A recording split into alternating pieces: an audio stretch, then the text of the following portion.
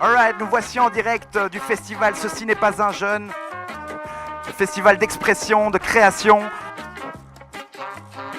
en direct de l'émission Zine TV. Passe-moi le mic, c'est parti. Bienvenue à Passe le mic, c'est une émission spéciale pour le festival Ceci n'est pas un jeune. Donc on s'est rencontrés aujourd'hui un peu dans les coulisses du festival et on vous a invités tous les deux pour discuter de comment en fait on peut permettre aux jeunes de reprendre possession d'une parole qui leur a été enlevée.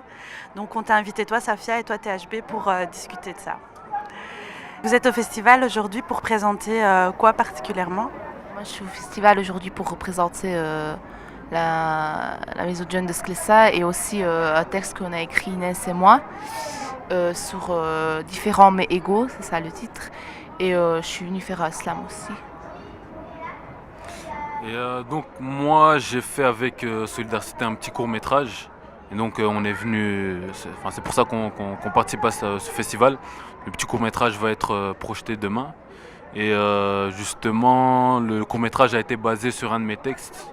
Et donc voilà, c'est un texte qui parle les discriminations, la pauvreté, donc la pauvreté dans le monde, le racisme, enfin on va dire les faits de société, on va dire. Voilà. On va vous inviter en fait à faire un petit texte pour nous présenter votre univers musical.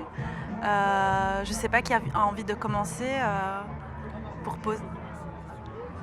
Les femmes d'abord.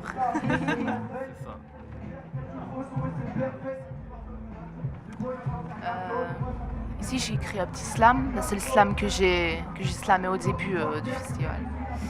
Donc mélange de culture, je vois pas ce qu'il y a de plus beau. Quand je vois tous ces préjugés pour une nationalité, ils n'ont pas aidé de ce que l'on pourrait penser.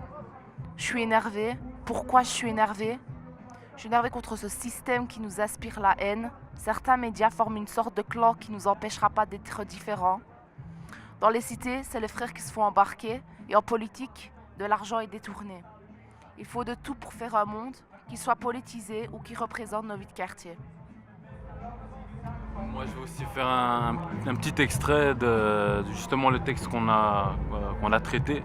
Donc c'est discrimination, racisme dans nos nations. Il y a la famine, pas assez de rations. On se traite comme des brutes entre religions. Palestine-Israël, c'est quand il y aura une finition. La guerre, il faut que ça cesse. Je dis ça, mais on aura toujours un esprit de tigresse. Dans ce monde, on n'aura jamais assez de maturité. On se tape pour des problèmes de communauté. Je termine par un texte que j'ai écrit à mes 12 ans. Aujourd'hui, j'en ai 18. Rien qui a changé depuis tout ce temps. Voilà. Justement, en parlant de tes textes, d'où te vient l'inspiration pour écrire en fait ? Je m'inspire de ce qui se passe déjà autour de moi et puis ce qui se passe dans le monde. Je dirais que je suis très touché par la misère dans le monde, enfin les choses négatives, je dirais. Et donc voilà, moi c'est plutôt tout ça qui m'inspire. Et je dirais que ce qui fait que je suis aussi engagé, on va dire, c'est aussi parce que j'ai pu voir de mes propres yeux certaines misères, je dirais, on va dire précisément dans le tiers-monde, comme j'ai pu souvent aller en Afrique.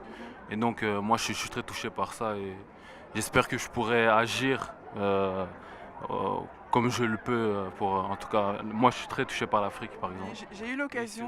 J'ai eu l'occasion d'écouter certains de tes textes. Ils sont très orientés panafricanisme et très fierté noire. Et toi, Safia, d'où te vient l'inspiration ? Moi, l'inspiration, elle fait que des fois, il y a des choses que je n'arrive pas à expliquer en parlant, en expliquant normalement, en ayant une discussion normale. Alors, je les écris et ça me permet de dégager tout ça, tout ce qui est à l'intérieur. C'est beaucoup plus facile, je trouve. Et voilà. Et c'est quoi les thèmes en fait que tu abordes à travers tes textes ?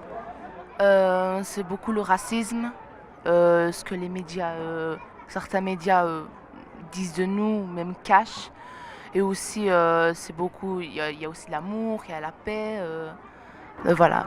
Moi, j'avais une question à te poser, Safia, parce que je vois que tu portes le hijab.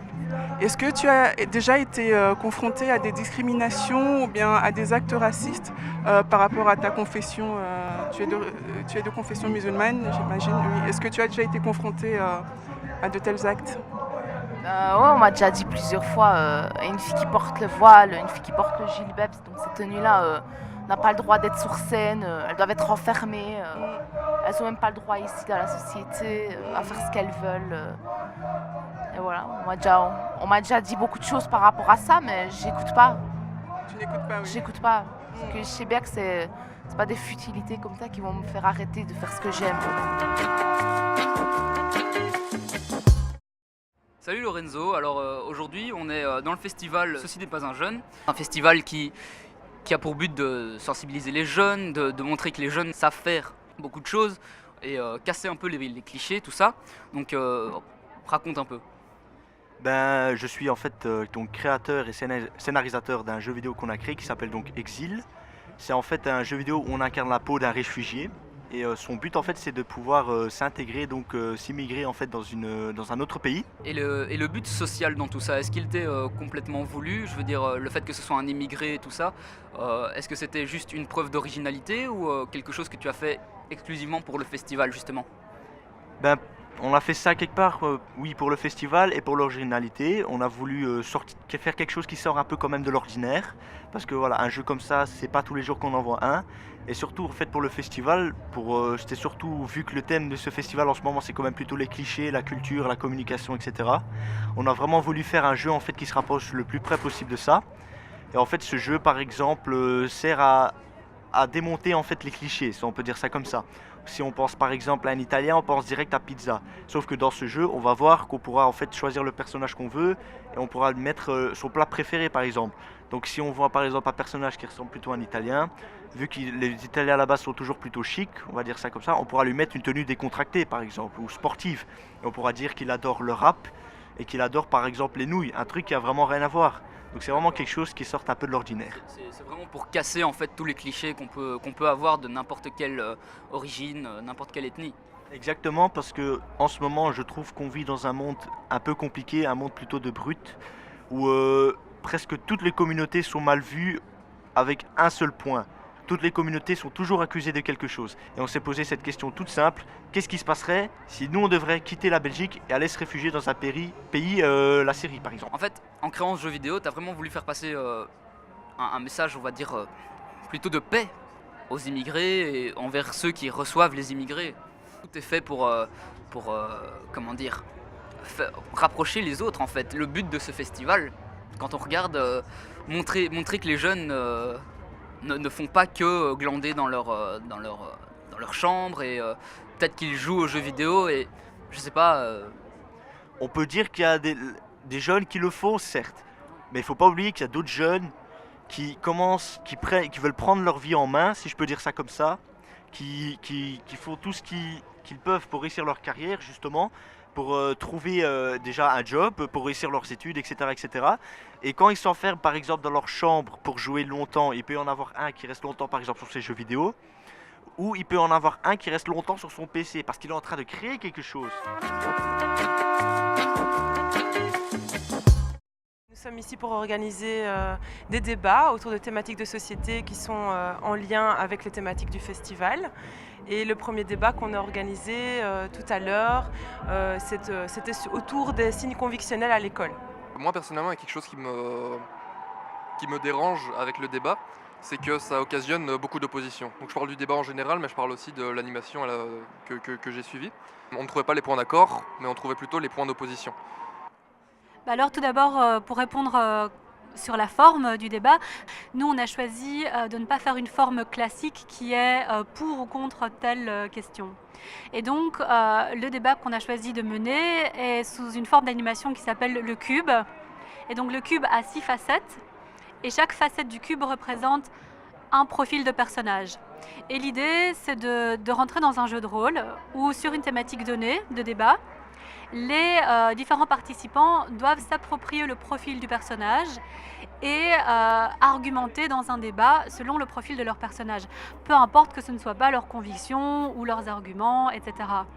Et donc, forcément, quand tu es dans un jeu de rôle comme ça, tu sors du « je suis pour, je suis contre ». Je trouve ça nul, je trouve ça chouette.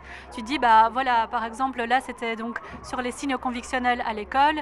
Ben, l'avis d'une maman musulmane voilée dont la fille s'est fait exclure parce qu'elle porte le voile ne va pas être le même que celui, par exemple, du prof de gym qui porte la casquette et qui porte une croix autour du cou, par exemple. Voilà.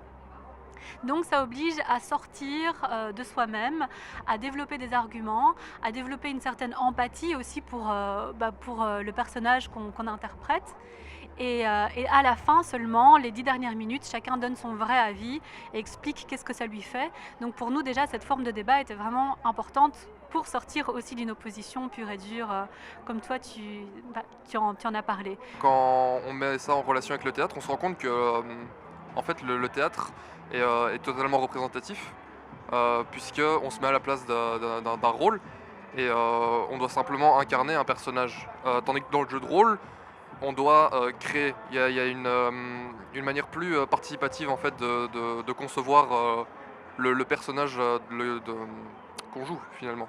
Donc je me demande si derrière ça, il n'y avait pas une sorte de message démocratique. En fait, ce qui est vraiment incroyable avec le théâtre et le jeu de rôle, c'est qu'on dit que grâce au masque, c'est un peu le principe du carnaval en fait, c'est que quand tu mets un masque, tu te permets tout, parce que c'est pas vraiment toi. Donc du coup, tu peux dire des choses que tu ne dirais pas dans d'autres circonstances, puisque c'est pas toi.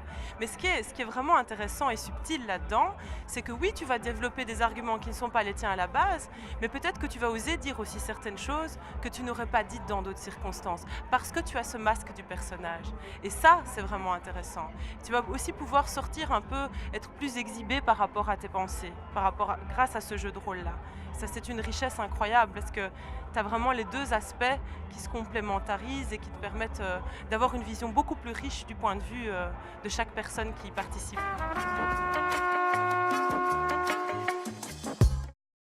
Dans la vidéo, en fait, on va dire tout ce que les gens pensent tout bas, mais là, on le dit haut et fort. Je dirais que l'Europe, c'est pas une passoire, quoi. Ouais, si ils se perdent dans la mer, c'est toujours ça en moins chez nous. Pense à tous les autres. Jacques, là, pas de boulot, eux, ils vont venir, ils vont prendre le taf. Ouais, je suis d'accord avec toi, surtout déjà qu'on a un tout petit pays, on n'a même pas de place déjà. Je voulais revenir peut-être sur la vidéo autour des réfugiés, des migrants.